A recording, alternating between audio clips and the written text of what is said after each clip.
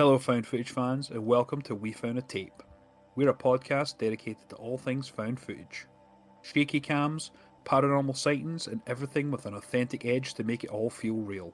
My name's John, And I'm David. and join us as we hit play and uncover what lies beyond the tape.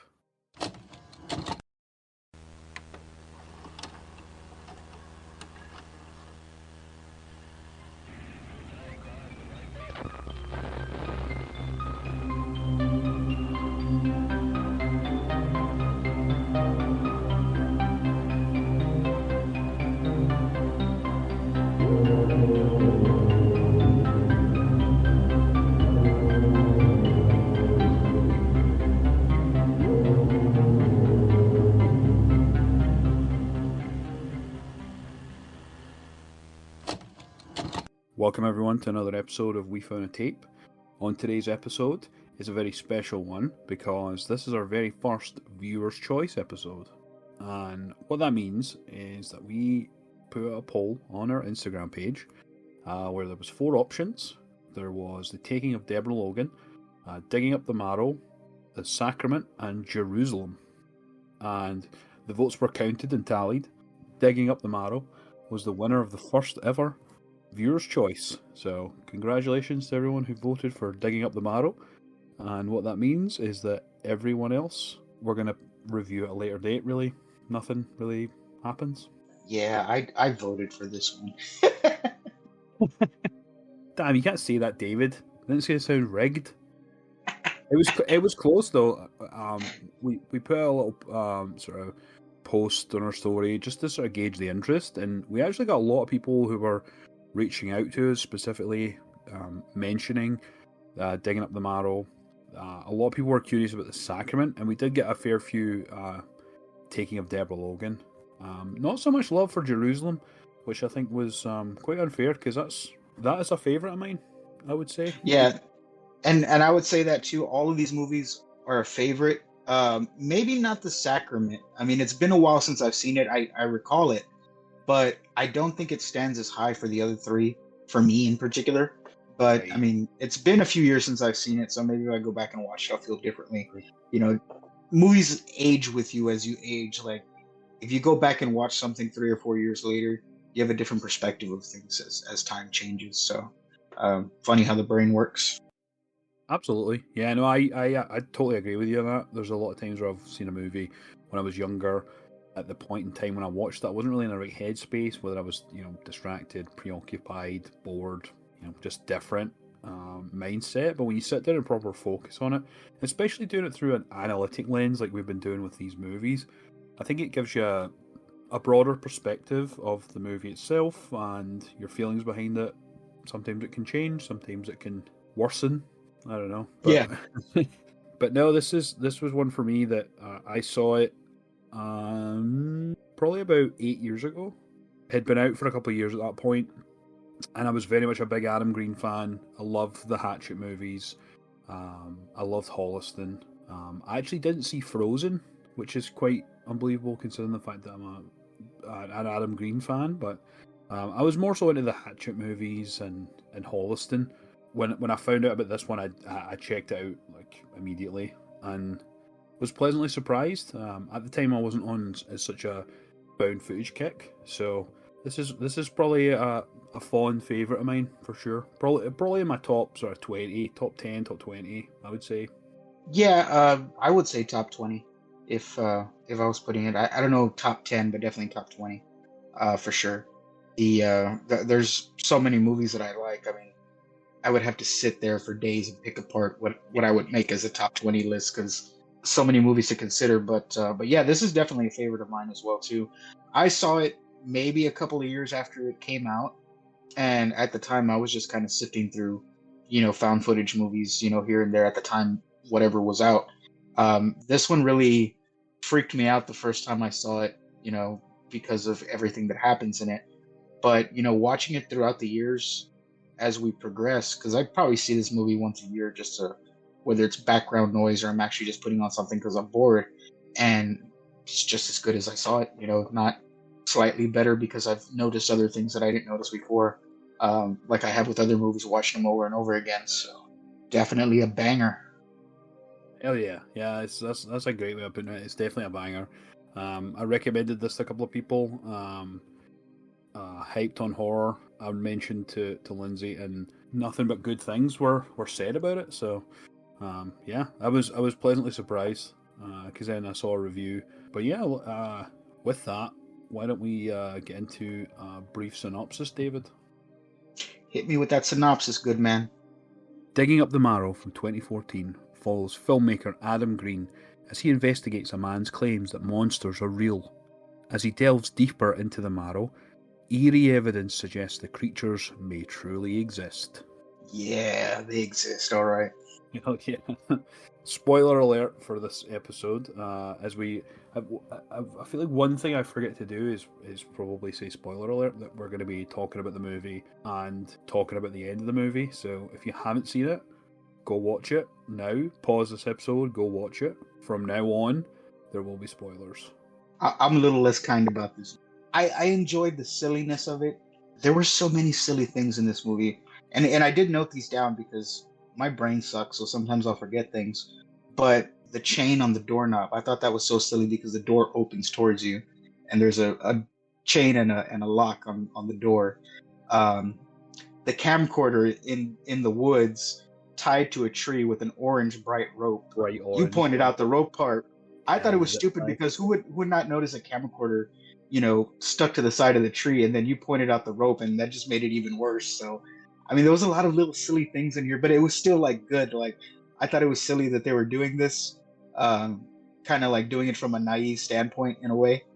It was really hilarious to see those things. Yeah, and if anyone's seen the show Holliston, which it's a sitcom, it's based like a sitcom. It's like a horror comedy sort of sitcom with people like Euronymous or not Euronymous. Uranus. The guy from fucking Guar, Oh, Dave odorous. Odorous. Yeah, Yeah. Uh, Euronymous is the guy that burned the churches in Sweden. Yeah, Um, but his actual like stage name is Odorous. It's either Urungus or Urungus or something like that. Yeah, that's what I'm talking about. Fun fact: I saw his gravestone in Virginia. It's at the Oh, no shit. Hollywood Cemetery in Richmond, Virginia. You can go and see it. It's sick. Wow. It's so cool. There's guitar picks and coins and other cool stuff, but it's a great gravestone to check out for sure. But yeah, there's a sitcom that Adam Green made called Holliston, and it's really funny, and it has elements of that into it. It's kind of woven into the story that he's in the process of writing the new season of Holliston. When he is interrupted by the letters he receives from a William Decker, who's a retired police officer who claims that monsters are real and that he has proof. Adam's intrigue gets the best of him, and he decides to follow the leads on that. And he's joined by his cinematographer Will Barrett, who joins him to go and meet this guy, and he films all the escapades. So But yeah, so this movie starts out with they're showing like conventions, right? How popular horror is in general. yeah, they start it with a good. There's a good amount of cameos throughout this film, which I think is really cool. But it starts kind of with like Hollywood type music, sort of Right. big band type music, and they're interviewing artists and people who are at various conventions, and it's sort of intertwined with like different artwork of all these sort of similar looking creatures that we end up seeing throughout the film. Right. Yeah, they talk about like their take on monsters and horror and things like that. So it definitely sets up as if it's like a real documentary. I like that touch to it. When you pointed on that, David, it does remind me a lot of like a proper documentary that's being made. It's a light start. It's not like straight into some really messed up stuff. It's like a Right. light start. It sort of sets that tone that yeah, this is believable because it's grounded in reality because it's showing you all these artists and horror Right. people and stuff like that. Yeah, and all the people that they do like slight interviews with, it affects them, or not affects them, but they relate to horror and monsters. for whatever reason, like people do today, whether it's because it helps them cope with life or something they've always enjoyed since childhood. Even in the younger years, that they saw these first monster movies that they saw that brought them to love horror and monsters and creatures of all kinds in the horror genre. Like you said, there were all kinds of celebrity cameos too. There was the guy from Trauma. What's his name? Lloyd Kaufman. He was in there. Kane Hodder was in there. I mean, there was so many different, celebrities that were from the horror genre that were, because they were literally doing this like at a convention. They were kind of doing this documentary style at a convention, just kind of asking people what their take was on monsters, if they believed or not. And it was kind of 50-50. Some people, that they believe monsters are real in the world. Other people were like, no, I just kind of like the horror because it's something to watch. It's scary, and but ultimately to them it's make believe. It's not something that they believe that there's monsters out there. It's just a good watch or something like that. Yeah, some of the cameos that I picked up on were Tom Holland, who is the director of Spider-Man. No, not the guy who plays Spider-Man. Different Tom Holland. He's the director of movies like Fright Night, and I think he did the first Chucky. Oh, interesting. Yeah, I think he directed the first Chucky anyway. Also, as well as Mick Garris. Mick Garris is a legendary film director as well, who's done a lot of stuff. So it was cool to get them involved, and the way in which they talk to Adam when he tells them about this story, this thing that they're doing. He's like, oh, the Marrow. I thought it was really, really funny. And yeah, they had such a great part to play in this. But yeah, with the inclusion of these people, it sets into reality that what he's doing is legitimate. Ray Wise plays William Decker, who anyone that's seen Twin Peaks or the OG Twin Peaks, he was also in RoboCop. Plays one of the guys in one of the bad guys in RoboCop. Such a smooth voice, and oh man, he is unhinged in this movie. He really goes for it. He's so deadpan and entertaining when he's being like, his character is being 100% serious and genuine, and he's just going into all the stuff, like all the names of all the different monsters that he saw, and he's showing them pictures that have been made that he's commissioned. And yeah, you just kind of feel like from a movie perspective, it definitely feels as if there was a lot of improv. There wasn't much like scripted dialogue is how it came across. It seemed more like improv dialogue, which I always like when it comes to found footage. It's always such a fresh feeling. You can kind of feel it if it's scripted a bit. They tend to act a little bit more robotically. Right. Yeah, for sure. And yeah, it didn't feel that way. You just definitely felt like an unhinged man who's like feeding monsters in a hole in the ground in California. So yeah, this movie was really interesting, man. I like how he started talking about how he got this letter from this guy, that he's believes that monsters exist and he's seen them. He has proof and things like that. So they go out to meet this guy, and right off the bat, you could tell that he's a few French fries short of a Happy Meal, maybe a chicken nugget or two, if you really look into his character. But he's very like skittish, right? Because he doesn't want anybody to know about it, but yet he reached out to him to talk about it. So I don't know, it's like he's really giving him a hard time in a way, because he's over here, not wanting to share information here and there, and then they're trying to have to force it out of him in a condescending kind of way, just so that way he would say it. But he's being difficult the whole way along, when it was his idea to reveal all this information to Adam and the what he calls the Marrow. As we get into this, I recall all the interviews and the talks they had back and forth, where he would say he didn't have a family, there was no misses or anything like that. But throughout the movie, he made references, his son said this, or when my wife this, or things like that.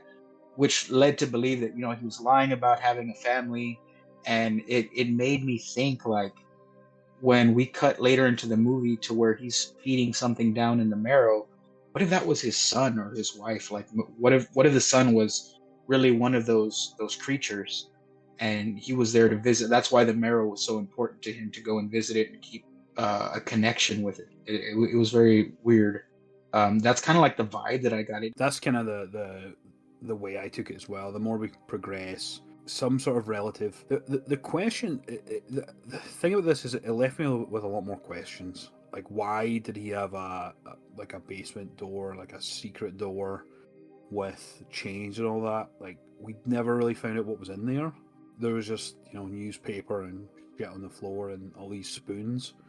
So maybe, I mean, maybe he kept his son there at some point, let him roam into the Marrow when he found an opening. He's then still kept in contact by going and visiting and stuff. So that might be it. But again, we have to sort of fill in those gaps, which isn't ideal. It just kind of you're left to think a bit more, and sometimes it's kind of detrimental to a film, because when you start to think more, you kind of expose some of the flaws in it, and then you're just kind of, well, maybe do I like it as much? When you start to really analyze it to that extent, you kind of get more questions than answers. But no, overall, this movie was so funny. I always laugh watching this. I've seen this a number of times now, and it's funny. The creature makeup that they do is so well done. That's like a running joke throughout the whole movie, is that when Kane Hodder sees it, or when his friend sees it, they're like, "Oh, who did the makeup?" Like, Yeah. it looks really good. Like, but you should have lit it better and stuff like that. So that's like a long running joke throughout the film, which is quite funny. And even when he's showing Kane Hodder, it's funny because he's like, what are you trying to make, a found footage movie or what? It's like Like that's been done before. Yeah, it's like, that hasn't been done before. Yeah, it's very tongue in cheek, and I think that's the charm it has to it. It's very tongue in cheek and doesn't really take itself too seriously. Some of the names that he gives to the monsters as well, I thought were hilarious. Vance with like the sack over his head. The conjoined twins are called Frog and Huck. And then you see Brella, which is the woman who has like a giant umbrella over her face. Right. And then while they're there, they kind of uncover another creature that they see when they're going through the footage. That after all the cameras have been taped, he's like, "Oh, let's name it." And he's like, "I'm gonna call it Little Bigfoot." And then Adam Green's just so deflated. He's just like, "That's such a lame name." He's like, "Why don't you call it like Derringer?" And he's just like, "You want to call it Derringer? I mean, it sounds cool, I was like, okay. Just totally shut him down. Well, like, Shut him down, yeah. of shit. Another cool point is, the whole time they're debating on the footage that they're seeing. He's been going through all this stuff. You find out that he's been turning off the cameras so that he could feed the thing in the Marrow. And while that's all happening, they turn around and they're facing Will, who's videoing Adam's editor, and Adam are turned facing away from the computer. And at one point, you see a creature move in the background of the footage, and they never think to look. And I guess Will never goes back and views the footage for that. So I would have overskipped a lot of things, man, because that would have fucking turned you into a zombie being up that long. Yeah, and I think one miss, I think, which would have been a nice little touch, would have been the fact that if they had like rewound like in the documentary, because clearly it's been edited, it's been edited in a way that it is a documentary.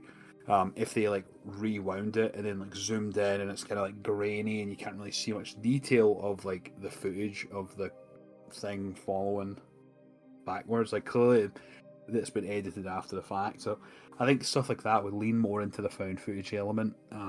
That's definitely more so something that happens in these types of documentaries or YouTube videos and stuff like that. So that, I think, would have been a cool little touch, I think. Yeah, absolutely. They decide that they want to go see the Marrow on their own without him, because The first couple of times they went, they couldn't turn the lights on. This guy was like, we got to be real hush hush. They can't see us. And at one point, they got frustrated with him. It's like, no, turn on the light.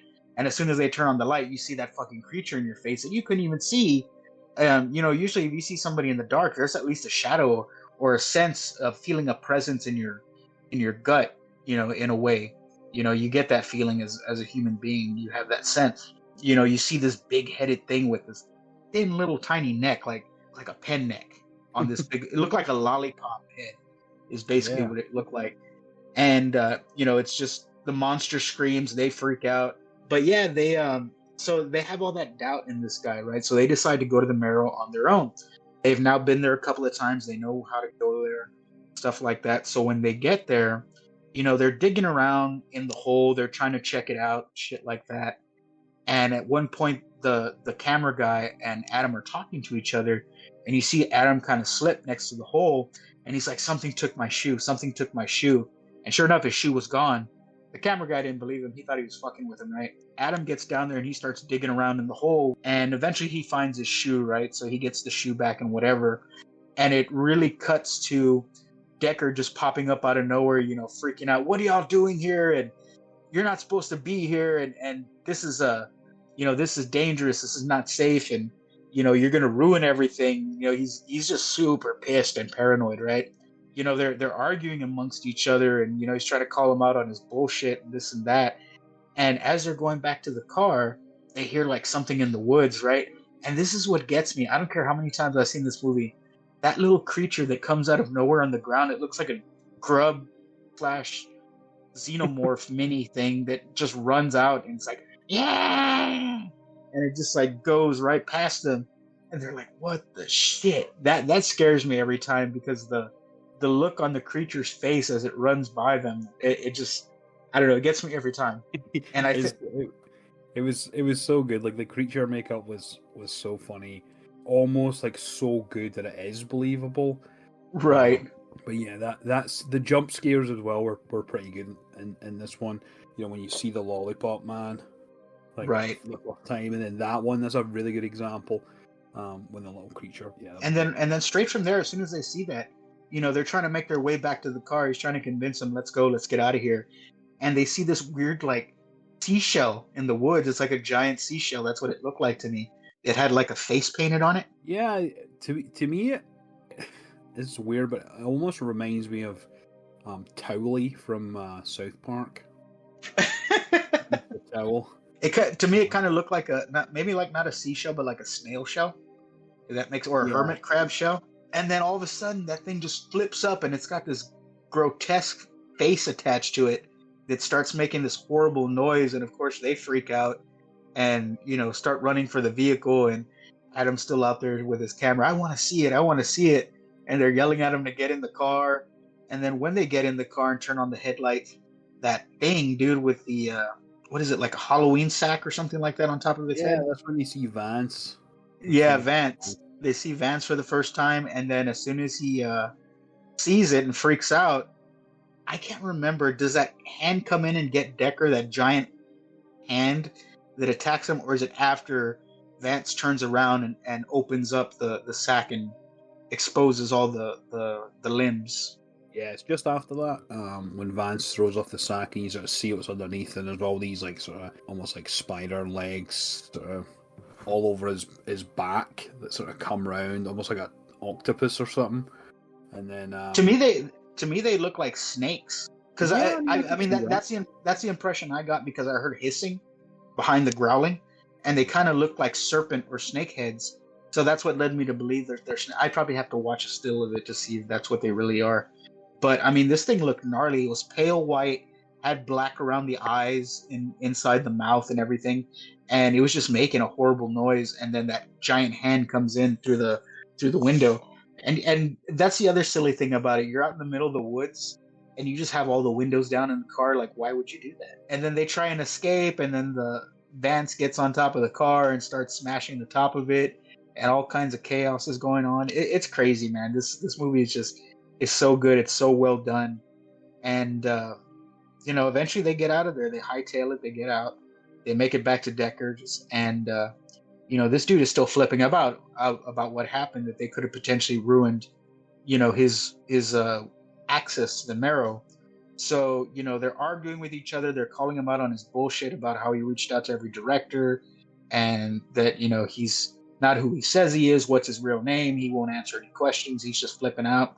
And they're like, well, let's go back out there. And he goes, no, no, you can come tomorrow, meet me at dusk first thing in the morning, or dawn first thing in the morning, and we'll go back.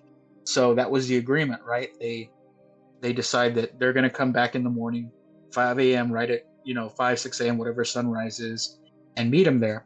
And sure enough, the next day they're there at sunrise. They're knocking on his door. He's not getting any response. Seems very weird that he's not around now. By coincidence. And Adam sees like his neighbor pulling out of the driveway, runs over there, and I thought that was a silly thing too, because down here in Texas, if somebody runs up on your window like that, plap plap plap plap plap, they're gonna shoot you. Oh yeah. But the neighbor was very neighborly, and decided to roll down her window, and he's asking, have you seen the old man that lives here? And they say nobody's lived there for a year. So he's kind of like, what? I was just here yesterday. We've been here back and forth. And they're like, no, nobody's lived there for over a year. So, that was very puzzling, right?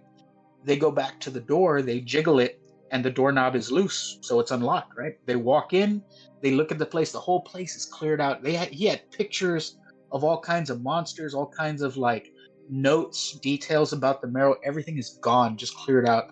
Just basic furniture shit is just left behind, things that you can't pick up and carry overnight. But all the evidence of the Marrow, everything is gone, right? And they're just kind of like, what the F? Like, what? This dude just up and split. And that's when they notice the door, right? The chain door that has been chained this whole time is cracked open. The chain is, it's off, it's cracked open, whatever. They open the door, and that's when they see that whole horrifying scene when they open up that door. It probably stunk, man. It probably smelled so fucking bad in there.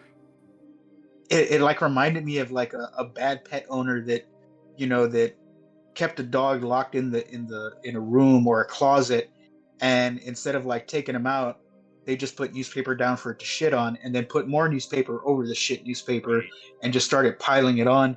And there were spoons everywhere and trash, and there was shackles in there that was like if something was shackled to the wall, and a chair that was flipped over, so indicating that whatever was in there was able to sit in the chair, or had access to the chair, or maybe was chained to the chair.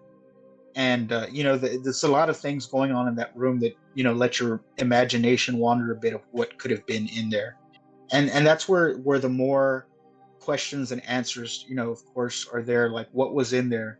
The whole thing about his family, him not saying anything, was one of his family members, the thing or person that was chained up in there, because he mentions in the movie in the beginning that these monsters are born as humans, right, with deformities, mutations, that they all disappear by a certain age.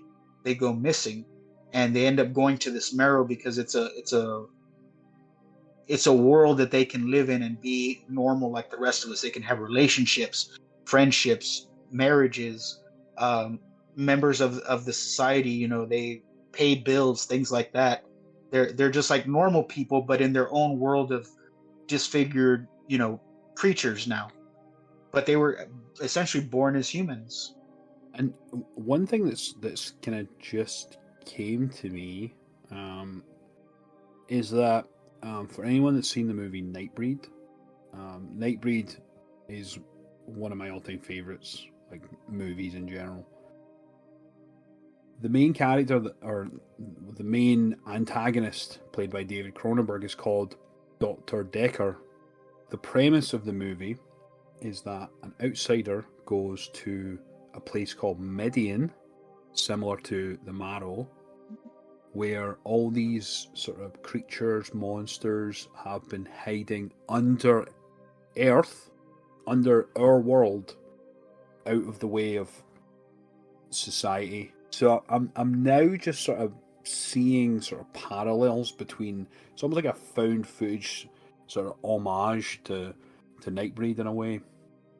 which Yeah. I never really put together until right this very second, which is quite amazing. But yeah, it's kind of like that. Like, yeah, that's pretty crazy. I never really thought of that before. It's kind of I kind of just blew my own mind a little bit. Yeah, man, that's kind of mind blowing. I would have never thought of that. Yeah, I just kind of thought about Marrow, Median, like Median's where the monsters live, and like but Nightbreed is obviously a bit more fantasy and there's a bit more drama and sort of stuff like that behind it. This is obviously horror comedy found footage, right? So I Right. mean, I might be stretching it a little bit, but it does. I can see where slight influence might have came from that. So that's pretty cool. I'm sold. Yeah. One thing I wanted to point out about the Marrow, being that the entrance to the Marrow would just pop up randomly at places because throughout his years, he's noticed it at different places, right? Cemeteries, the wooded area, parks. An IHOP. Why would it be at an IHOP? Because they love pancakes. I mean, such a simple answer would make sense because everybody loves, well, almost everybody loves pancakes, right? It's a big thing. Yeah. I would take a waffle over a pancake, but I love pancakes, right? So I mean that made sense. I mean, monsters got to eat too, right? They got to eat pancakes as well. My sort of take on that is that it kind of they were moving around a lot. Yeah.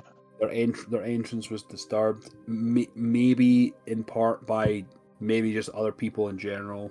Maybe that's kind of what they were doing. Is they were just packing up and moving, kind of thing. Maybe they traveled. Maybe they have this underground network. Who knows? So here's my thing about it. Being that this door would pop open and close in different spots, you got to think that there's some kind of like magic to it, right? I mean, what we would consider or define as magic. Could this Marrow be like an alternate dimension that was created by something or someone to house and gives like a sense of like a, I guess like a safe haven for these beings that are mutated, disfigured, considered creatures, monsters, so that way they can live in harmony and peace. And being that it's in a magical sense, that it's not necessarily underground per se, but like the dimension is set up as if it were underground, but it's so casually moving around. Because if it was really an underground network under our world, I mean, somebody with all the digging we do around the world, somebody had to have come across it, digging so far down. So that's what kind of leads me to believe that there's some magic involved here that either masks it very well or has created like an alternate world or dimension for these beings to have a safe place to live. Yeah, I think with that, it definitely is more implied. There's never really any facts behind the story of that. Another thing that you could potentially argue is that it's a safe haven that Decker has made for his own imagination. He always Right. said that he had a wild imagination, and he reported seeing these creatures since he was a kid, and he's basically spent his whole life doing it. So potentially it could be, just a way for him to have it, and he really controls the entrance to the Marrow, not them. Like it's all just part of the figment of his imagination, and anyone that sort of gets close or almost starts to believe, like that's kind of what like a figment like that, like really these types of creatures thrive on people believing. So there's Right. potential for that. So that could be why that they've saw them, because they're starting to believe. They're starting to believe that it's real. And then at the point when Decker is completely gone out and all this stuff's gone, maybe at that point they stop believing, and at that point it closes up the entrance to the Marrow. And you kind of like gave me additional ideas there as you said that, because it could be, his imagination. Maybe he's got some kind of psychic ability where he manifested all this. He could indeed be the keeper and creator of the Marrow. He's got some kind of ties to some kind of magic or doing that, created this. Being that he created the safe haven for them, he essentially invited these people to view it from afar. They broke the rules. These monsters don't feel safe anymore, so they turn on Decker because, at the end of the movie, camera 2 goes missing, right? And camera 2 magically appears with Adam Green as soon as he's in a cage, butt ass naked, something shaking the cage and to tell him to talk. And he's saying that the marrow isn't real and monsters don't exist. Don't come looking for me.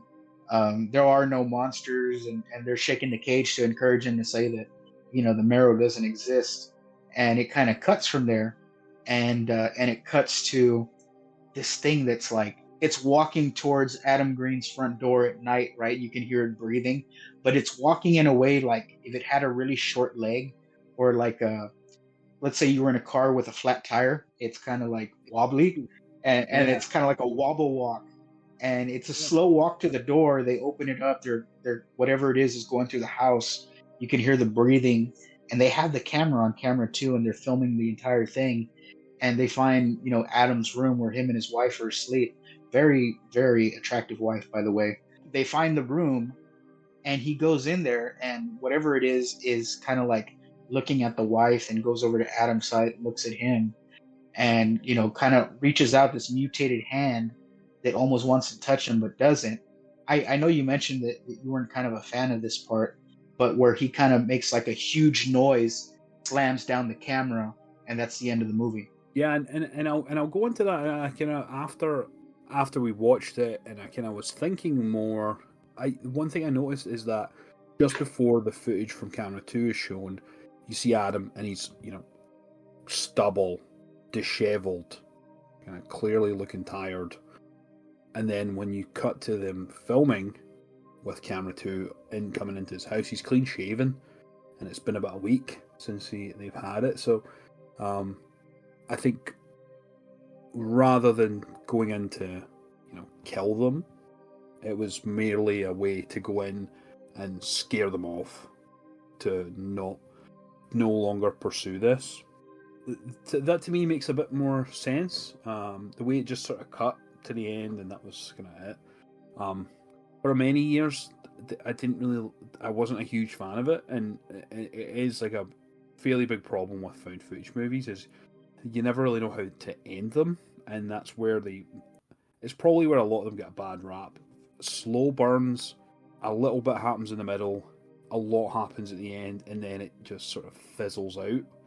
And for many years, that kind of felt like that for me with this movie. It sort of fizzled out a little bit at the end. But thinking back on it, sort of putting a different lens on it, the way that they scared Decker into saying that monsters aren't real and don't come looking for the marrow, it doesn't exist, and blah blah blah. Kind of like that. It's kind of like a way to scare them. What kind of got me in that mindset at the beginning was this clearly slow walking creature who took forever and a day to get in and through the house into the room, wobbling away, is then suddenly like, like, how is he going to get away? Yeah, exactly. How would he run away? So he's clearly coming face to face with them, and it's. So I mean, there potentially could have been a further conversation, where they're like, "Oh, don't go looking for the marrow" or whatever. You don't see that. Maybe it doesn't need that. I don't know.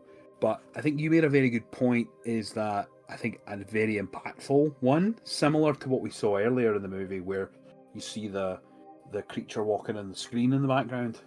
If right. he sits the camera down in Adam's face and in eyesight of the door, and then he just sort of turns and walks away, and then you just sort of see the sort of silhouette around it, and then it cuts to digging up the marrow. Something like that, I think I would have felt a bit more connection to, and I wouldn't really have saw it as a fizzle towards the end. That kind of not bothered me, but it wasn't my favourite ending. But again, looking at it through a different lens, I can understand that a bit more and put a different thought on it. Really, it's all about interpretation, right? So, right. Movies, some cases you never find answers. You're supposed to make your own, and I think this is really my way of finding my own answers to this. So. Before we get to the rating of this movie, there's something I want to ask. I want to ask you a fun question. We always ask directors questions. I want to ask you a question. If you were a creature or a mutant or monster from the Marrow, what would you look like?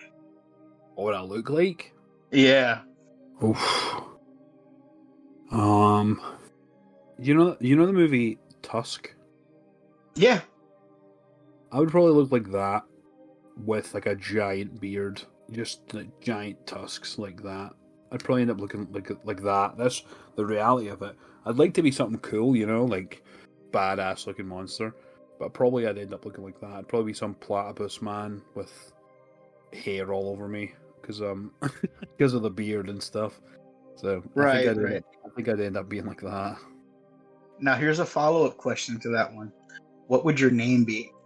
Well, I guess Little Bigfoot's taken, so um, yeah, that's a hard one. I've never really thought of my monster name before. Um, yeah, maybe I'd call myself Derringer. Who knows? Derringer. Little Uh, Big Tooth. yeah, like something like that. Like or like if I was like some sort of platypus man, I'd be called Bill, like a long bill platypus. Right, right. I've Okay, got all right. I've got pretty wide feet too, so. There you have it, folks. John, the Bill Platypus man. What about you, David? What would you look like, and what would your name be? I thought about this a while because obviously I asked the question, right? The body is more like a Komodo dragon, right? Something Okay. short and low to the ground because I'm not a tall person. Um, so like a Komodo dragon body with a rat tail. So the head would be like a box because all these creatures had like a weird feature to them, right? So mine would look kind of like a Jack in the box, the one that you twirl and the Jack in the box comes out of it. But instead, it would have faces on each square. So like let's say the head would spin inside the square and you would get a smiley face. And if it spins again, then you would get an evil, angry face. Then it spins again, you get a sad face. And then, on the fourth spin, maybe it's just a blank face with no mouth, no eyes, nose, anything like that. All the holes are covered. It's just a blank silhouette. That's scary, man. Yeah. That would be really creepy. Imagine you're walking alone at night in the woods, next to the entrance of the Marrow, and that comes popping out like. "Argh." Exactly. Exactly. Oh. That would be some scary shit. So yeah, I guess what we'll do then is we'll position that same question to the audience. Maybe we'll leave like a leave a comment on wherever you're listening to this. Leave a comment. What would your monster physique and name be? maybe we'll give a shout out to the best answer. Oh, and by the way, my monster name would be Paddington, Paddington. like the bear. Yeah, because they're usually quite a juxtaposition. Right. Little Bigfoot Vance, Frog and Huck. Like, oh, look at that lizard. Oh, that's Paddington. The box lizard, Paddington. Yeah, that would be interesting to see if what everybody would come up with in their monster name. That would definitely be a good one. Yeah, the best one gets a shout out. So Yeah, exactly. There yeah. you go. But yeah, let's go on rating this thing. Yeah. David, I'll let you do the honors of rating it. Okay. Being that it's a horror comedy type style movie, it was definitely silly at times, but still entertaining, right?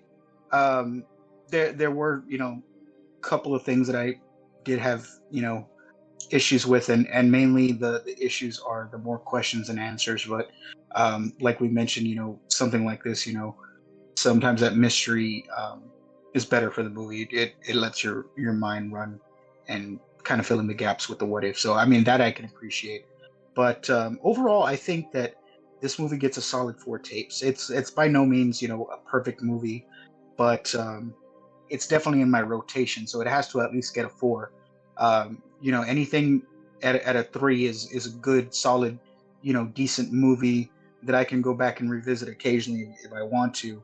And then, of course, if you're getting into the 2s and the 1s and the burning tape, something that I'm probably never going to watch again, or just going to burn that motherfucker.